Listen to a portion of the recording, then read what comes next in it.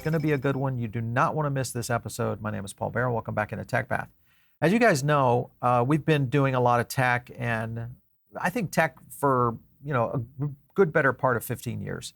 And some of you guys may not be aware that at one time, and still I'm very involved in the restaurant industry. And the reason is because the evolution of a segment within the restaurant industry that was called fast casual. I was one of the pioneers of that area. All right, so I wrote a book on this. It was called The Chipotle Effect. It's still out there, but point was this showed an evolution. This is a decade old. It showed an evolution of where consumers were coming from and what they were going to be doing with technology, how they were going to embrace new things. And today is kind of showcasing a little bit about the utility of blockchain in the restaurant industry and also within some of the biggest industries out there in terms of sales.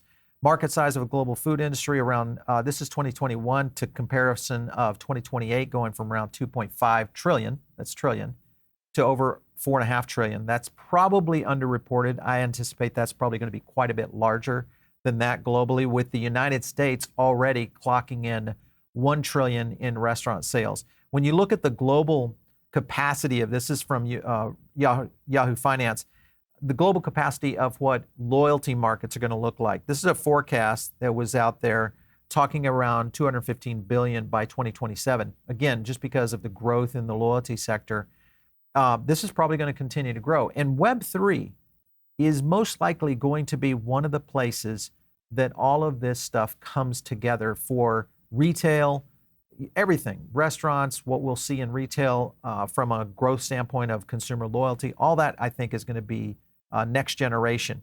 I want to go to a clip that goes into a little bit about what's happening in this sector and why blockchain could be a big part of it. Listen in.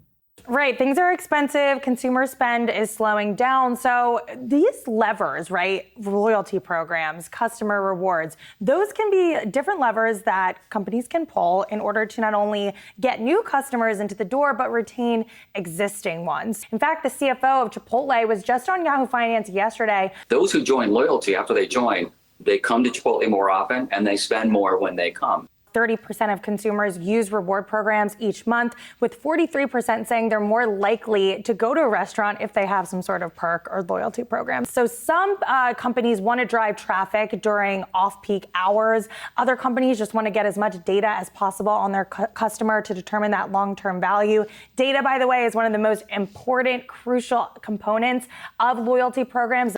We have a battleground in this industry that requires the same thing. It's the same food. It's the same experience for your customer. It's the same price.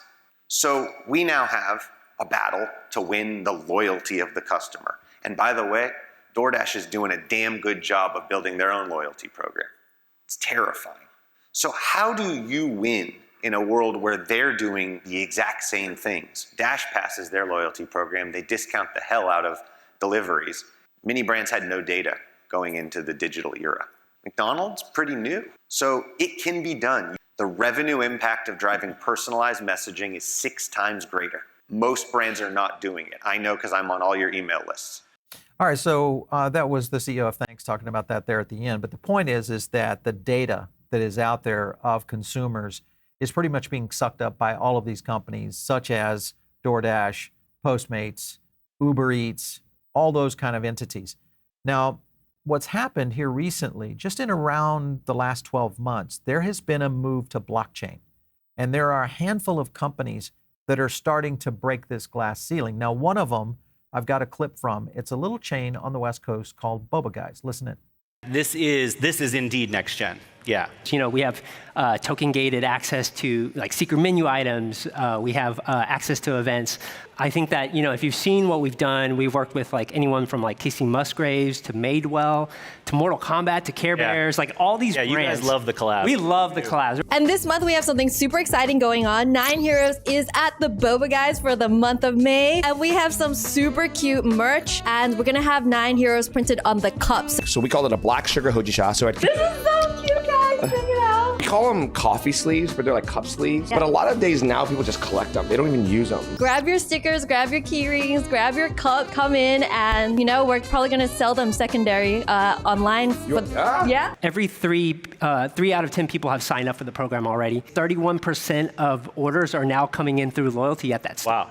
And so 67% of lift in monthly visits. So someone that came in twice a month is now coming in 3 times a month. Wow. What we've also seen is the spend has also gone up as well. So we've seen 65% increase in spend. So someone that was spending $15 a month is now spending $25 a month, That's which incredible. is really amazing. So basically, every dollar we spend on rewards, we're getting back $9 in revenue. So that's incredible. That is just the beginning. And we're not even talking about what's happening with Starbucks and their Odyssey program, what's happening with McDonald's in Asia around NFTs, what we're going to see with a lot of different brands that are moving in this space. So there is a small startup, and full disclosure, I'm an advisor on this team. They came to me and said, hey, you've got cred in the background of the industry, you know the technology, you understand the blockchain. It'd be a perfect match. So it's a company called Devour. They just recently announced DPAY, which is their token, but it's mainly available now on Solana. And this is one that, of course, as you guys know, many projects launch on things like Polygon. We'll get into ETH ecosystems, et cetera. The fact that we're going cross-chain now is a very big deal. This is one I wanted to jump into with the CEO of Devour. So I want to welcome in Shelly Rupel. Oh, it's great to see you. I get a chance to chat with you. Chat with you all the time, but now it's the first time here on TechPath. But great to come in today. I love our texts that go back and forth. It was great to see Josh from Solana on the Boba guys clip. A lot moving and shaking for sure. So I look forward to this conversation. Yeah, we're going to get into a little bit about Devour, what you guys are trying to do for the restaurant industry, how Web3, blockchain, NFTs all tie together. Kind of give us just a kind of a 30,000-foot view. Absolutely. So Devour was founded in 21 with the premise of bringing restaurants from Web 2 to Web 3. We see this massive opportunity. There was so much in those clips about loyalty, the use of NFTs and blockchain for loyalty, token gating, the technology and what we can do there. We just can't simply do in today's world. And we wanted to be the stewards and build the tech to help bridge that and bring it to the masses. So really excited to see it where everything is coming now. And so our singular mission is to feed the digital generation. And restaurants are working hard to figure out how to tap into Gen Z. So our technology, not only using and leveraging the blockchain, but we're really focused on putting it in places non-traditional. So where, outside of where the traditional food apps are today. Gaming that you're seeing on screen now, entertainment, streaming, many apps for being able to drop food ordering and engagement in places that we just aren't there today. From a loyalty perspective, then we want the restaurant brands to win. And so that being able to leverage dynamic NFTs to do loyalty, digital billboards in that way to keep the consumers coming back to those brands. That's really our focus and our goal. I want to show you a clip here. This is Flaunt, which is a Web3 platform out there. I know they work with some of the partners with Devour. This was a partnership with Pepsi and Roblox. Let me play this clip for you. If you haven't heard, if you've been living under a rock, Lamborghini sold the most expensive limited item in Roblox history. Not only does it have the on-platform value proposition, but they attach in real life rewards, experiences to owning the avatar item, and that's sold for 1.5 million Robux, which is $17,000 for an avatar item. We're excited to give brands a lens to who is actually engaging with them and help them convert fans to customers. We got to the point where we could no longer ignore the reach and expansion that Roblox has, that 70 million active users a day. It's like it might not necessarily drive $5 ROI, it might, but setting yourself up as just saying doing something first to market is the benchmark. And then for us on the data side, being able to capture first party data in this new way, thanks to Flaunt, was key for us. This lovely bubbly head, making sure that was like the hot item, and it sold out in a blink, of course, for this. So you saw Bubbly. This is one of the brands there with Pepsi, and of course this shows you in-game integration. It shows you this loyalty connection with one of the biggest games out there, Roblox. You guys, of course, are kind of centered in that place in between brand, games, technology, food ordering, and eventually some other, I think, very critical points that are going to make Web3 absolutely go crazy with growth. This is one coming from your website, one partnership you guys have, Bao, who is a good friend of mine, the CEO over there, Jeff Alexander. They do a great job in kind of blazing the trail. Talk to me a little bit about the Bao partnership. Absolutely. And it was great to see Connor and Chris from Flaunt and Kelly at PepsiCo. I've had the opportunity to meet with all of them. Jeff Alexander's been an amazing friend of Devour. He worked with the Flaunt team on releasing his Hot Buns collection. Then we were at the same time, he had already been working with them. We got introduced to him and he was excited about what we're doing at Devour Go. Right now, he's locked into, if you have one of his hot buns and want the 10% off, that's hard for him to execute at DoorDash or Uber Eats, where we can seamlessly implement that type of promotion, change the promotion, whatever they want to do on that. Now, candidly, we're still working hard on getting Olo to greenlight our integration, which will really enable us to fast track Jeff's locations at Bao and really accelerate what we can do for him. But it's all about token gating and promotions. We built a custom integration between what Flaunt did with Bao and our system to just seamlessly recognize holders of the Hot Buns collection.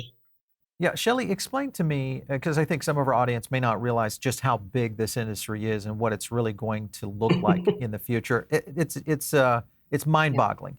But you look at the center of restaurant ordering today, and you mentioned Olo. I know Noah, their CEO. This is a company that went public here recently, struggled a little bit, but recently kind of back on track here. Why are they so critical to the potential of where Web3 could go in the restaurant industry? Yeah, like anything in technology, you end up very fragmented across different tech stacks, right? And there are 1 million restaurants in the US, all using different systems. There are aggregators and solutions. Olo Rails is one, Shelly, Checkmate. We have both of those integrations. They help restaurant brands take orders and get them into their POS so they can efficiently process those.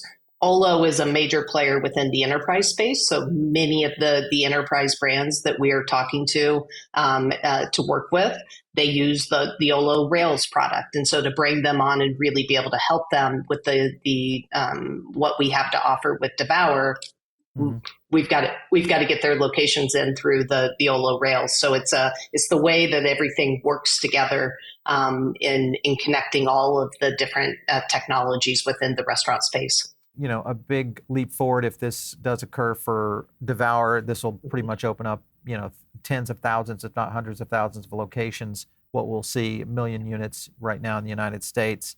You look at in-game ordering, because I want to go to this next clip that kind of breaks down what the potential is there. Let's run that clip. 80% of the time, gamers will order food while they're gaming. It takes 2 seconds to order food. Look, all I have to do, click the button. Look, it loads, is loading, confirm, boom, done. I order food that quick, mid-game. You can go through your saved meals or customize a new meal. They are not building this for the 65-year-old user. No. That is not who they're targeting. And if you're a brand and you're not thinking about the fact that the 10-year-old right now, in 8 years, will be in the workforce or coming out of college or entering college and has their own income, you need to be thinking about that environment, because what you're doing today will not fit that mold. So that was from another podcast we do that is centered around technology and branding and marketing in the restaurant space. Devour is a partner on that. That was Jeff at Bao. And Jeff is one of those guys, it's like he's got tomorrow's newspaper in his back pocket. He understands where the future is going, and he kind of skates to where that is. And you look at that and the opportunity, and then we showed some examples of in-game ordering there. I mean, what's the size and capacity of the opportunity here? Because you're combining one of the largest sectors out there, gaming, with one of the biggest consumption sectors out there, food. It's enormous. When you look at the Gen Z, there are 212 million gamers in the US, so over 65% of the population. You very well know when you start to look at Asian numbers, rockets from there. the opportunity is enormous. And we saw that very early on. Gaming wasn't necessarily our beachhead market to start with. It was really that focusing in on restaurants. But food is such a critical part of bringing communities and people together. Gamers, as Tammy was saying on there, eat 80% of the time that they are playing. So shouldn't that be seamless? And shouldn't we be able to use that from an engagement standpoint to keep them coming back, reward them for what they're doing in game, and many other opportunities within that? What do you think about the, I mean, because there's, we showed the lifter example of just being able to on the fly place an order, but what about further integration, things like vending machines? I want to show you a clip to take a look. Listen in. So I mentioned that we have these hot food vending machines out in the real world right now. We partner with somebody and they have our product inside the machines. We want to put one in the metaverse, and while you're gaming, you stumble upon one of our vending machines. Yep. And when you're placing an order, it would actually go through wowbow.com, which is powered by DoorDash, and you never have to leave your game or your environment, and then your food gets delivered to you. And there's a screenshot here where you can see a character in front of a vending machine. So we have a lot of consumables in game, food, drink, ammo clips, shield power, fuel. So that last part of the clip right there was decimated. We just had their CEO on showing a good example of that. And I was just thinking, oh my God, this is Devour. This right here would be a great partnership. Let's put some Wow Bao buns in there, or I'm thinking the McDonald's value meal in there. I'm thinking all of these different opportunities that are going to come in that way. And when you look at integration, because it goes beyond just in-game ordering, I want to play another clip for you. This is Honeyland with integrated ads. I want to get your opinion on this. Listen in.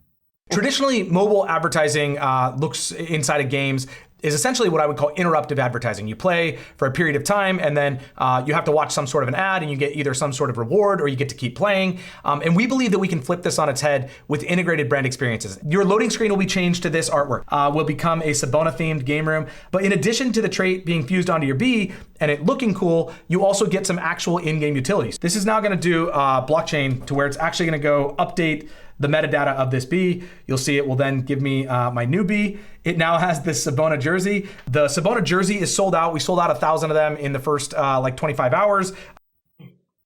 So first thing we got to do is get you hooked up with Corey, because no doubt. Honeyland, I think, is right in your wheelhouse. I'm looking at your Go VIP page right here, and you've got the play to earn integrated in here. And then I think, gosh, why don't we just add in the word puzzle? This is one of Honeyland's other alternative games that they already have, Hexagon Studios. This would be a perfect one just to drop right there on that page. We got to make that happen. Absolutely. And, we started with some just very simple HTML5 games to proofing concept, right? How does this work? How do we reward? Does our community engage with that? And then absolutely all of the collaborations and opportunities to put other games in that are supporting blockchain that fit right in with what we're doing. And that can go as far as, customized experiences for brands and different gamification. And the opportunities are endless, and they make me smile quite often because it's a lot there. I'm kind of curious, when you look at the US, Canada, also potential, you get South America, then you get into Europe. Is there a plan for Devour to look at international markets just yet? Absolutely. Now, when you say just yet, probably not in 24. We are not building out our own driver network. That's not a logistics component. There are companies, I think DoorDash and Uber Eats are great logistics companies. And so dispatching out final mile delivery is the way we want to go on that. It also enables us to think about expanding internationally much faster. Our technology is already built for that international expansion. And then it's a matter of putting together the right partnerships, final mile providers, which are who pick up the orders at the restaurant and get them to the user that has placed the order. And so we'll be able to do that much faster than if we were trying to build out our entire network. I look at this in the industry. I've seen tech in the restaurant and food industry for almost 2 decades. We've kind of migrated a lot of our vision of what we think is going to happen in blockchain is the restaurant industry will be one of the big sectors, I think, where utility will play out. With that, you need one thing, and that is visionary CEOs, CTOs, etc. I want to play a clip, and I'm going to ask you a few questions behind this. Listen in. I get a chance to see Blaze up close, so I see the demographic, a lot younger crowd coming in. What do you think is going to draw in loyalty in the future? I think it's innovation around product. Okay. And it sounds old-fashioned, but it's what I built at Domino's Pizza. It's the tracker. We are updating you with SMS messages. Mm-hmm. My experience going through their channel, it was cheaper and it was more accurate. Yeah. If they love DoorDash or Uber Eats for whatever reason, my job is to help service that channel. Then I'm hoping that guest will come to us. And I know hope isn't a strategy. So this is, I think, one of the big challenges of the industry is we've got a lot of guys who, they've been around, they understand what's worked in the past, but this is a new generation. This is going to be a whole new way of interfacing to guests. What's it going to take for the industry to be able to adopt? What do you think needs to happen? Yeah, definitely. You're talking about that crossing the chasm, right? The early adopters and getting it to mainstream. I've spent my 30-year career talking to CTOs, IT directors, and working with a lot of people like Chris from Blaze. With Devour, we're finding ourselves more and more. We're on with CMOs, digital marketing, those that are looking for how are they going to use loyalty and innovation to tap into Gen Z. And so that really is that transformation. And when we meet with them, they get it. Great conversation with Fat Brands a few weeks ago. And the idea for them was this may take a while for adoption. We want to be front of line to get our brands in. So the marketing sides of the brands absolutely are getting it and know they've got to do things differently. And that's exciting. Yeah, I think it's kind of slowly and then all at once. If you look at just the case study of Boba guys, which we explained, there's going to be dozens of those within the next year of those kinds of case studies. That Web3 integration, NFT, loyalty, all tied in, and then eventually payment, which is going to tie into all of what you guys are doing. Talk to me a little bit about before we get into the Solana announcement. I'm looking at your industry passes. This is kind of your way of being able to get users. You guys have 8,000 passes remaining, and this is essentially a one-time purchase, unlimited delivery. You get the Go VIP level 4, $120 in DPAY rewards, and then 5% DPAY back on all orders. I think that's the biggest value of all. Personally, if you think about just placing orders and getting DPAY back in return, you look at this as an opportunity. What's the next maybe big innovative piece that you guys are doing that would be able to kind of get adoption both on the consumer side, but maybe also on the restaurant side? Absolutely. So the industry pass, our equivalent of Dash Pass, right? But we're leveraging blockchain from that perspective. NFTs and the ability to do dynamic NFTs, geolocation and gamification potentially for the brands across their footprint and their brick and mortar locations as well, and leveraging that. Next week, we're at Mertech and competing in Startup Alley. We've got the experience there, the auto minting just on sign up, and then there being promotions automatically assigned to that. So all ways that we can make that a seamless experience, because that's the big thing in the crossing the chasm. Us degens, right? We don't mind getting a wallet and doing all those things, and sometimes it being hard to really engage with Web3. We've got to make it simple. That's the only way we're going to have the mass adoption. And so, Industry Pass really was our start there, and how do we use NFTs, and the sky's the limit, and there's so many options of where we'll go. Yeah, I was looking at the onboarding because I think this is great. Both with credit card or DPAY, you can get access to. This has been one of those things that has been a little challenging, I think, for a lot of platforms and even game companies that we've talked to about on our own show here, is that onboarding mechanism for gamers as well as just individuals needs to kind of be somewhat more smooth. So kudos to what you're doing there. When you look at, this is kind of from your Go Friends page here on your NFTs. Now, you guys have done a deal with Solana, Solana Mobile on the Saga Genesis token. So is this something, are you guys doing something with Project 2 or Chapter 2? So Chapter 2, definitely, and as they start to release tokens specifically for those on the wait list or the perk leaderboard and things like that, we can easily add in any of those so that we can recognize and really, there's Solana, there's this fever pitch behind Right. the saga and the perk rewards and things going on there. We can so easily drop those in and start to recognize those communities and or those tokens. And then we've got some really cool gamification competitions and promotions that we can do for that. So we're excited to dip our toes in tapping into how can we reward those communities.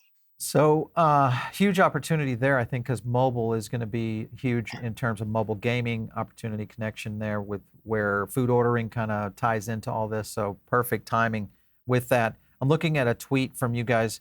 Onto something cool. Devour is now integrating Coinbase Commerce into the the Devour checkout. That's another big win. And then obviously the ability to work with Solana as payment. Do you feel like this is just one of the many milestones that you guys are going toward? What are some of the bigger things that you're working on right now that you can talk about that you say, okay, these are next up. Here's what's coming. Absolutely. So Coinbase Commerce was a big one. We used Solana as that first test payment. A huge fan of the Solana Foundation and the friends they've been to us at Devour. You can also pay with a lot of other tokens there, right, as well. Big things that we have coming up, we have a product called Devour IQ, which is going to be significant in how we do a fair amount of automated onboarding. We talked earlier about systems being so fragmented within tech stacks in the restaurant industry. That product is really going to enable automated onboarding where we can really ramp up the restaurants that we have in Devour Go, and then also eventually support first party for restaurants, right? We want to be fair and transparent and much lower on our transaction fees, and we want to actually support their first party efforts. So that's a big one. Everything then that we're doing within being able to drop in Devour Go on sites, in-app, in-game, our APIs for that'll be a big push. Additionally, the ability to use Twitch extensions for food engagement and ordering, building mini apps where potentially on a Discord server that you can, again, use food as an ordering engagement piece there. So that'll be a big focus for us the rest of 24. I like that. I was just looking further in this post down here, which I thought was intriguing. We connected you guys with Teleport. Teleport, of course, many people know, kind of the Uber equivalent for Solana, and they were kind of hitting you up there. Drivers needed, on this, and then you guys were dispatching final mile. Look forward to the future partnership. That's something that is going to be intriguing. Do you think there'll be a lot of Teleport style companies out there that could integrate Web3 Uber-like services that eventually could make their way into a delivery mechanism for you guys? I don't know if there will be a lot of them, and I really look forward to talking to them and seeing is there a collaboration opportunity. It's a monumental logistics and just technology to take on and build. So I'm rooting Teleport on. I really look forward as they expand across the country, because if there is that opportunity for us to collaborate, bring food ordering potentially for them, and then provide a final mile or driver service that also then supports the blockchain, supports Solana. That I think could be a huge, and those are the type of win-win partnerships we are extremely open to and looking for all the time. One last partnership recommendation I'm going to give you, and and I think I've mentioned Ariel over at Hivemapper. They introduced this thing called Honeyburst, and it's basically mapping restaurant storefronts. So an opportunity to map restaurant storefronts with earning, because this is, of course, the little device. If many of you guys, if you haven't watched our Hivemapper videos, go back and check that out, by the way, if you haven't done that. But Honeybursts are another way to earn.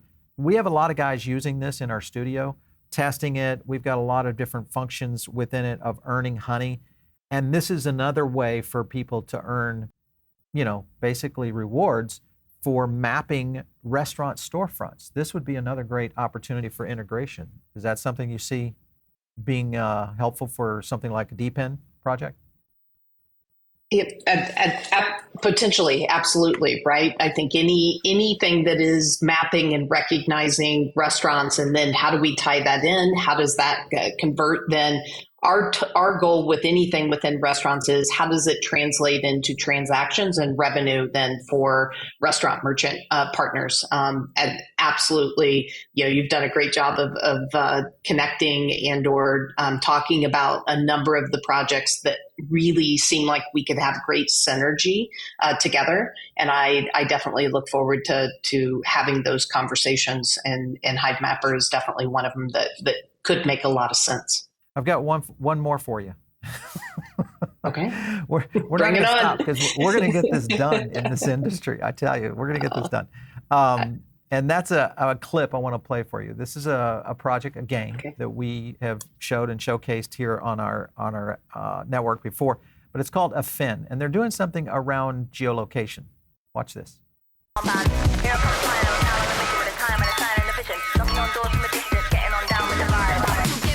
You've got legs. Building complete.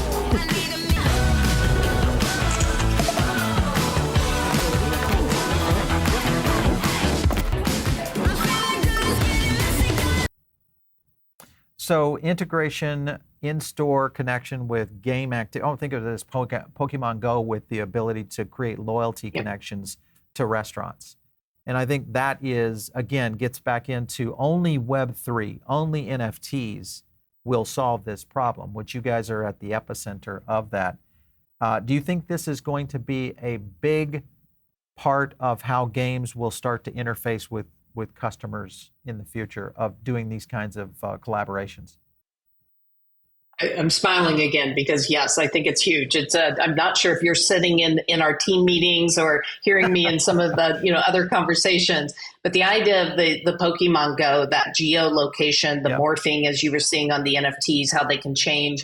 I flew down to Dallas last week and had a great breakfast meeting with the CEO of Six Flags, Salim. He's amazing. It's one of the things I was pitching to him is that idea even within a theme park like that, right? To be able to create a visitor experience that is geolocated to different parts of a theme park, and restaurant brands for sure, right? And when you've got the type of high quality gamification that you're seeing on screen here, geolocation and a multi-unit brand with that's supporting them and tapping into an experience that really speaks to the Gen Z and definitely alpha as well.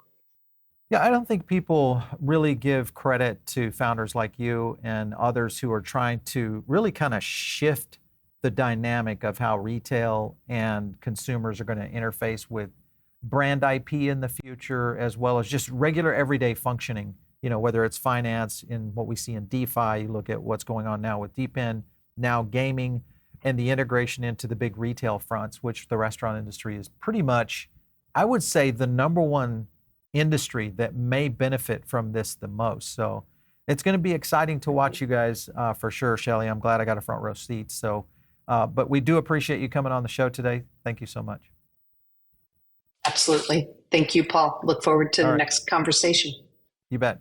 All right, you guys are tuned in maybe on the podcast side of things. Make sure and jump over here to the YouTube channel. This is where you're going to catch a lot more understanding of really what Web3, where the innovation of blockchain is going to change business. It's one of the reasons that we actually launched TechPath and trying to bridge that gap. There's a lot to this. So hopefully you stick around, subscribe to the show, follow me out there on X, which is just at Paul Barron. We'll catch you next time right here on TechPath.